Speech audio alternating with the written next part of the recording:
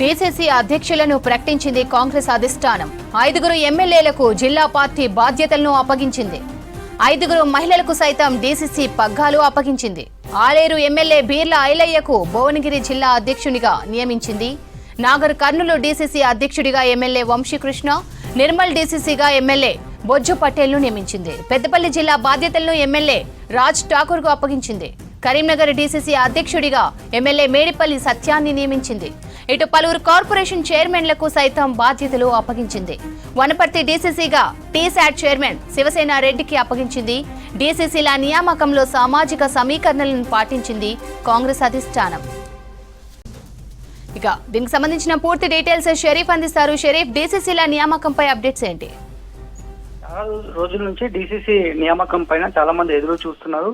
ఇవాళ ఏఐసీసీ ప్రకటించింది. ఇప్పటికే పీసీసీ చీఫ్ మహేష్ గౌడ్ చాలా సార్లు చెప్పారు, ఫైనల్ అయిపోయింది, పలు పేర్లు ఏఐసీసీ ప్రకటన చేయబోతున్నారు, సిఫార్సు చేశామనేటువంటి అంశాన్ని కూడా చెప్పారు. మీరు చెప్పినట్టు బీసీ, ఎస్సీ, ఎస్టీ, మైనార్టీ మహిళలకు ప్రాధాన్యత ఇస్తూ హైకమాండ్ ఈ మేరకు నిర్ణయం తీసుకుంది. కొంతమంది ఎమ్మెల్యేలకు కూడా డీసీసీ పదవులను కట్టబెట్టింది ఏఐసీసీ. ఎందుకంటే ఇప్పటికే మల్లికార్జున ఖర్గే, ఏఐసీసీ చీఫ్ మల్లికార్జున ఖర్గే చాలా స్పష్టంగా చెప్పారు, డీసీసీ పదవి అత్యంత కీలకం కాబోతుంది, రానున్న రోజుల్లో సూపర్ పవర్స్ ఇవ్వబోతున్నాం అనేటువంటి అంశాన్ని గుజరాత్ ఏఐసీసీ మహా కాంక్లేవ్ లో చెప్పినటువంటి సిచ్యువేషన్ ఉంది. అప్పటి నుంచి కూడా డీసీసీ పైన చాలా మంది ఆశగా ఎదురు చూస్తారు. ఎవరి పేరుని ఏఐసీసీ ప్రకటన చేయబోతుంది, రాష్ట్ర అధినాయకత్వం ఎవరి పేరుని సిఫార్సు చేయబోతున్న అంశం పైన చాలా మంది ఆశగా ఎదురు చూశారు. ఇప్పుడు ఎండ్ కార్డ్ పడిందని చెప్పాలి. డీసీసీలు మొత్తం 36 మంది డీసీసీలను ప్రకటించింది. సో పలు చోట్ల ఎమ్మెల్యేలకు అధ్యక్ష పదవిని అప్పగించిన అధిష్టానం. ఆలేరు ఎమ్మెల్యే బీర్ల ఐలయ్యకు యాదాద్రి భువనగిరి డీసీసీగా బాధ్యతలు ఏఐసీసీ ప్రకటించింది. ఇక చొప్పదండి ఎమ్మెల్యే మేడిపల్లి సత్యంకు కరీంనగర్ డీసీసీ, ఖానాపూర్ ఎమ్మెల్యే వెడమ బొజ్జుకు నిర్మల్ డీసీసీ, అచ్చంపేట ఎమ్మెల్యే వంశీకృష్ణకు Nagarkurnool DCC, Ramagundam MLA Raj Thakur కు పెద్దపల్లి డీసీసీ, ఇట్లా కొత్త వారికి డీసీసీ అధ్యక్షులుగా బాధ్యతను ఇచ్చింది కాంగ్రెస్ పార్టీ. ఎందుకంటే ఇప్పటికే డీసీసీల నియామకం పైన ఏఐసీసీ స్పెషల్ గా ఫోకస్ పెట్టింది. ఇటు ఉన్నటువంటి పీసీసీ కోఆర్డినేటర్స్ తో పాటు, అబ్జర్వేషన్స్ తో పాటు ఏఐసీసీ సంబంధించినటువంటి వేరే ఇతర స్టేట్స్ లో ఉన్నటువంటి ఇన్ఛార్జ్లను నియమించింది.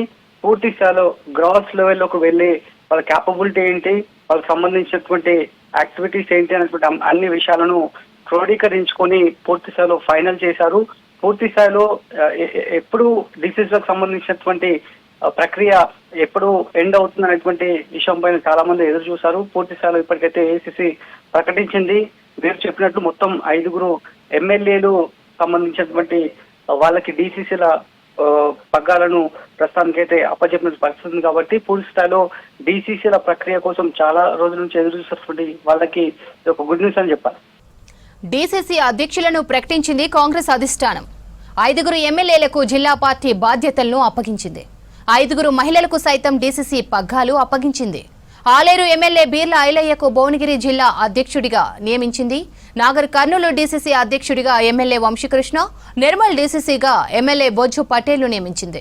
పెద్దపల్లి జిల్లా బాధ్యతలను ఎమ్మెల్యే రాజ్ ఠాకూర్కు అప్పగించింది. కరీంనగర్ డీసీసీ అధ్యక్షుడిగా ఎమ్మెల్యే మేడిపల్లి సత్యాన్ని నియమించింది. ఇటు పలువురు కార్పొరేషన్ చైర్మన్లకు సైతం బాధ్యతలు అప్పగించింది. వనపర్తి డీసీసీగా టీశాట్ చైర్మన్ శివసేన రెడ్డికి అప్పగించింది. డీసీసీల నియామకంలో సామాజిక సమీకరణలను పాటించింది కాంగ్రెస్ అధిష్టానం.